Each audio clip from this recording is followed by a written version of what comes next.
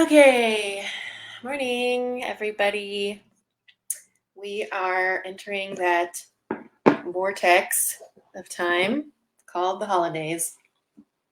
Kind of snuck up on me this year, but I'm here and wanted to spend a little time today. I don't explicitly work with folks who are highly, consider themselves highly sensitive people. But I've noticed that a lot of folks who identify that way have been drawn to the work that I do. So I thought I'd give a little shout out to you. And I know that there's a specific definition that's out there.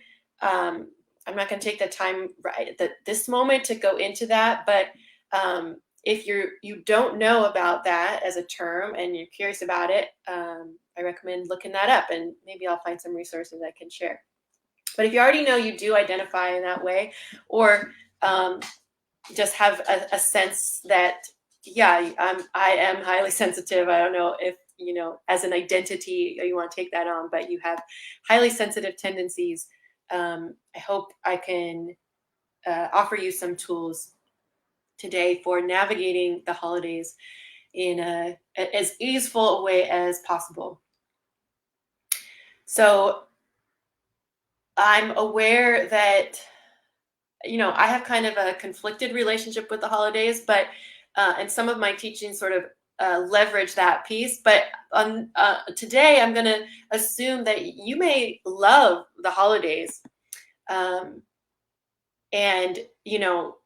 get a lot out of the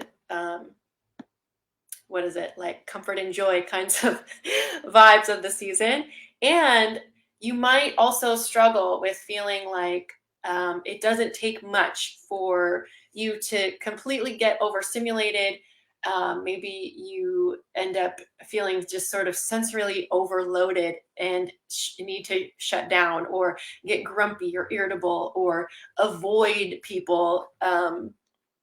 It might end up looking like feeling a lot of guilt or disappointment for not being able to show up or really thoroughly enjoy the things that you've planned or things that you've been invited into, all the things. And sometimes this can result in trying to do it all, kind of bracing yourself to get through the season with gritted teeth, or not even wanting to try and just canceling everything and kind of going full Grinch, if you might, and we might say, which I'm not opposed to, just as a side note. But if that's not how you want it to be, you might keep tuning in here. The last thing that I wonder if it might you might be struggling with is a sense of being paralyzed or overwhelmed by options, the desires or demands of others or your own self, your own desires.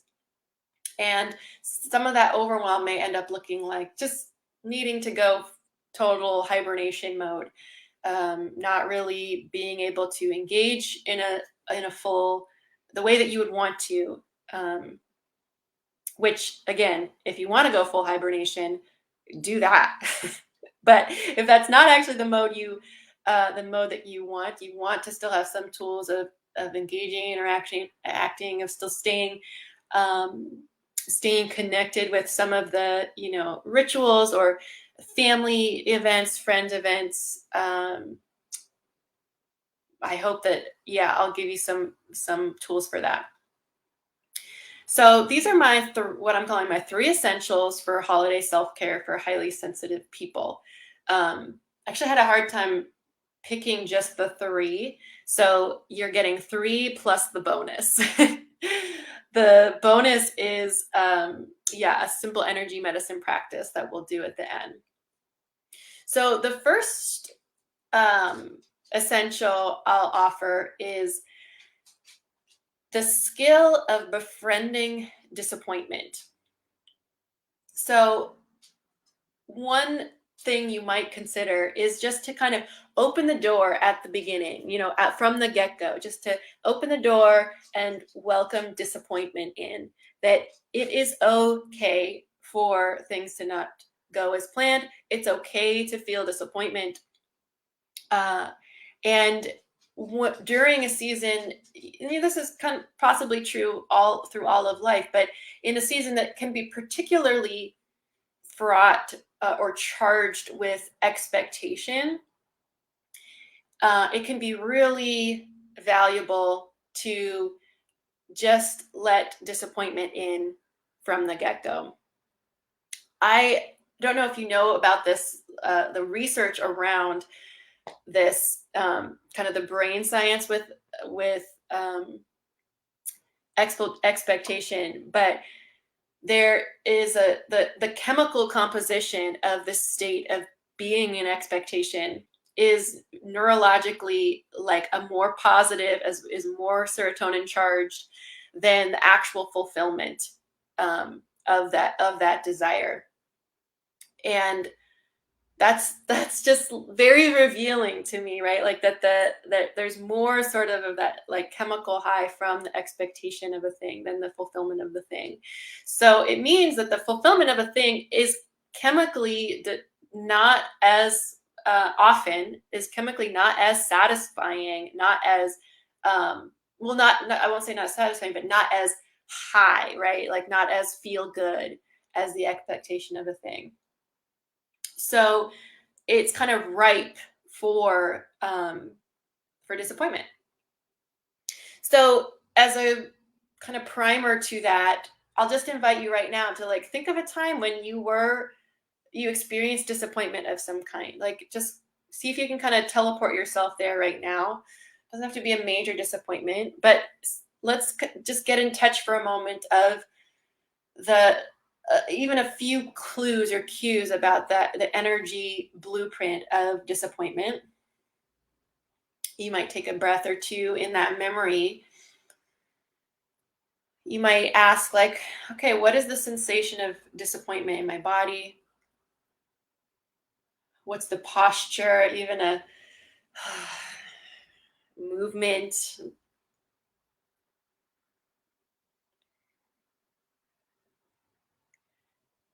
And, rather than trying to make things perfect and,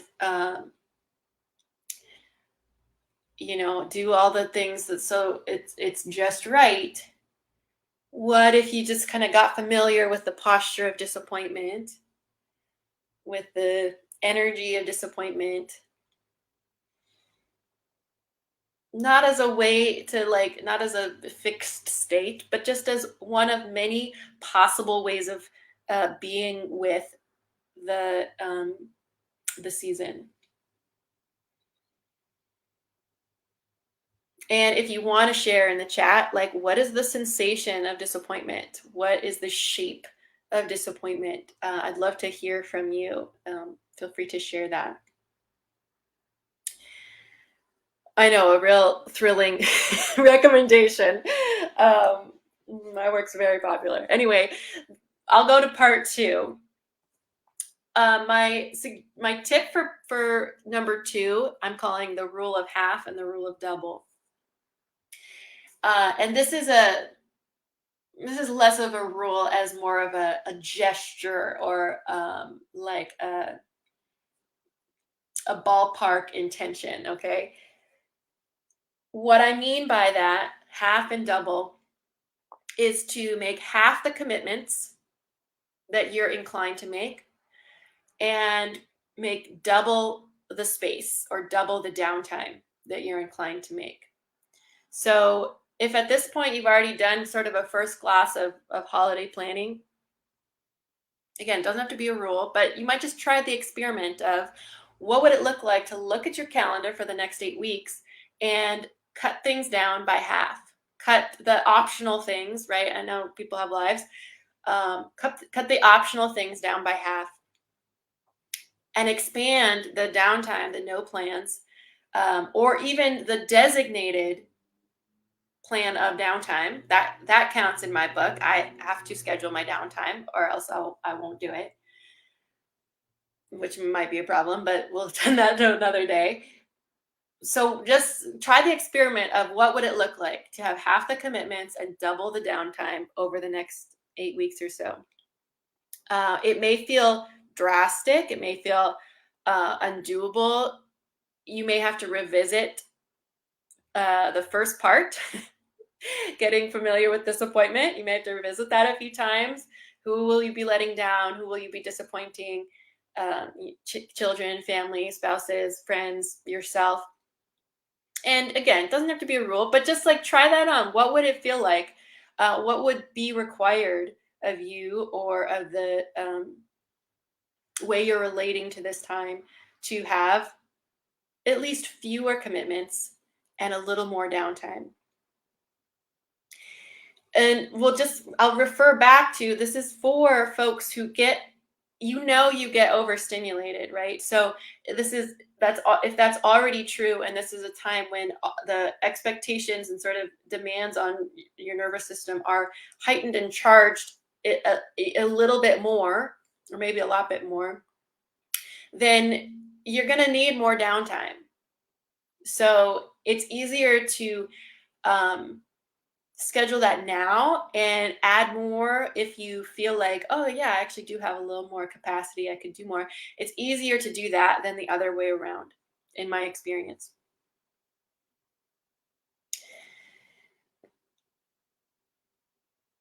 The last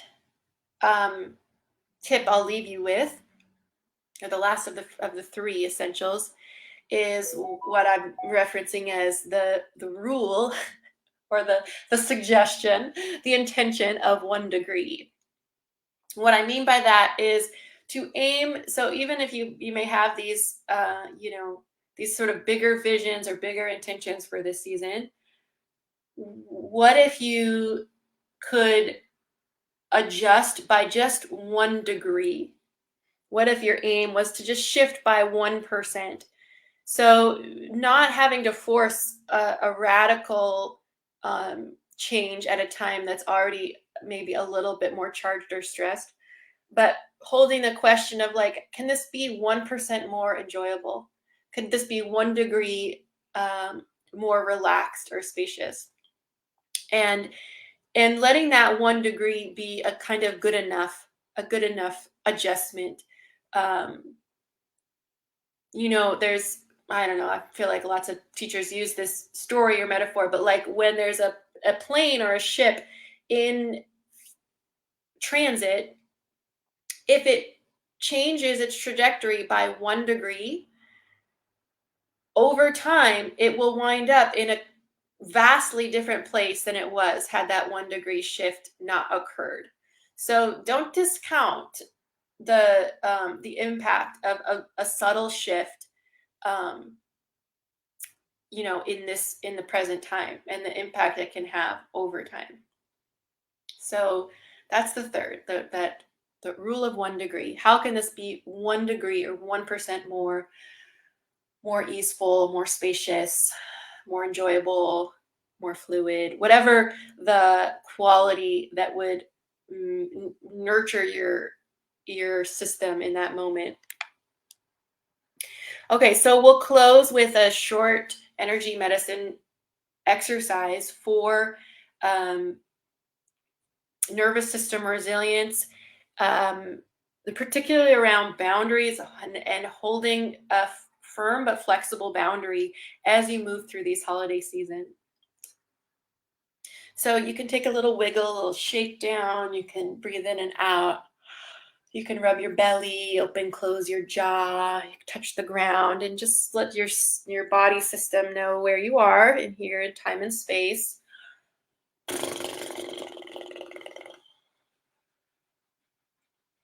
If you have more time, you can pause this and do a little extra grounding or any other sort of settling somatic parts of the practice that you know. But for the time being, we'll begin just with taking a breath in at your belly, taking a breath out, imagining that root to the center of the earth. your grounding cord. Taking a breath in and imagining that there's a sweet well of nourishment, of spring water, of nectar that rises from the earth and can fill your belly, and from your belly can expand into your whole body.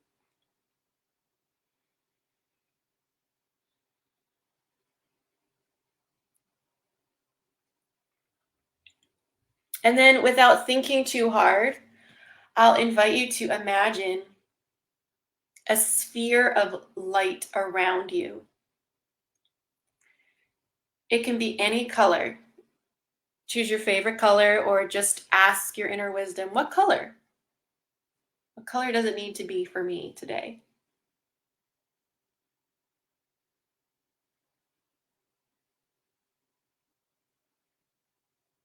And see if you can see that sphere of light around you as vividly as possible.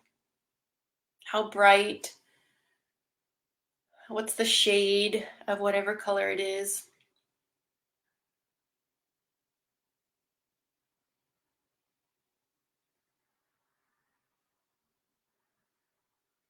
Sometimes we call this the aura,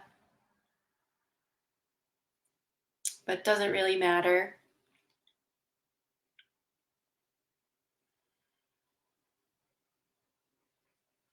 And I'll invite you to imagine that, with your hands or just with your mind's eye, that you could adjust the shape of your aura to the just right place for you. So you might just ask your inner wisdom, is it a little too tight? Maybe you're feeling a little contracted or rigid, or maybe you're having some physical ailments. Sometimes that can be a sign of the aura collapsed in on the body. So you might need to kind of stretch it out a little bit. Maybe even using your hands to spread your aura to a comfortable spacious distance. If you tend to take on the emotions or feelings of others, your aura might be a little too wide. So you might have to kind of hug it in or reel it in or breathe it back in to hold just your own energy body. So just sort of work with your own inner wisdom, your own inner vision, asking that your aura come and be at the just right shape and size around you, fully intact.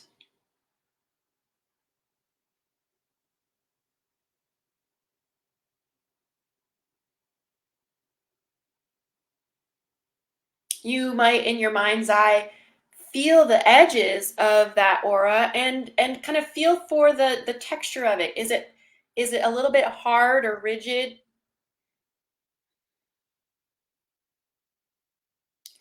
Is it a little too squishy and permeable?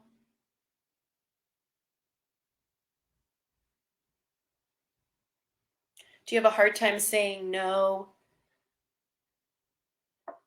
Do you feel bad for disappointing others? That might be a sign of your aura being a little too permeable, a little too soft, and you can just add a little bit of firmness, a little bit of earth energy there.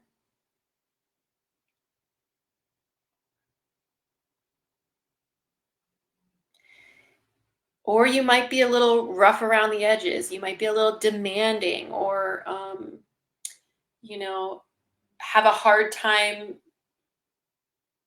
relating to the needs of others in a responsible way, in a responsive way. In which case your aura might be a little hard, a little rigid, a little stuck in places. So I'll invite us to imagine above that sphere of our aura, there's another sphere of light. It can be any color. It could be the sun, the moon, a star, another celestial body. This is a quality we sometimes call cosmic energy. And I'll just invite you to imagine dousing your whole aura with that cosmic light, so that anything that's stuck or old or outdated can release down that grounding cord we set at the beginning. So imagine washing your whole aura, rinsing and clearing it, the inside and the outside, with this beautiful cosmic light. And just holding the intention, you might even say the words in your mind: flexible and firm, flexible and firm, or any other combination of words that holds the frequency of the aura that's going to be the most supportive for you over this season.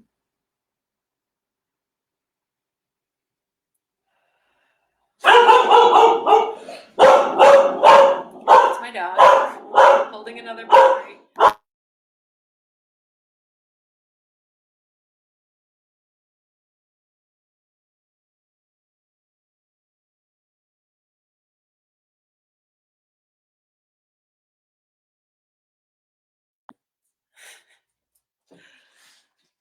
Sorry about that. So just take another breath or two here to just really saturate your aura with that cosmic light, however you're seeing it. Resetting your energy boundary to be just right for you. Any wiggles or movements, shakes or sounds, gentle touch of your skin that feels just right, a part of that releasing, feel free to do that.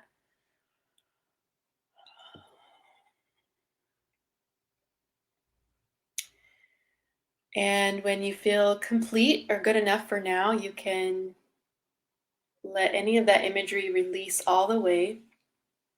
You can open your eyes, you can look around. And I'd love to hear what you experienced with that. What color was the most supportive for you? And yeah, what did you notice as you tuned into the texture of your aura? Do you tend to be a little more rigid or a little more soft? And what was balancing for your system here? So please share in the comments if you'd like. Love to hear. Okay, so that's all for today, and thanks everyone for being here, and blessings on your week. See you next week.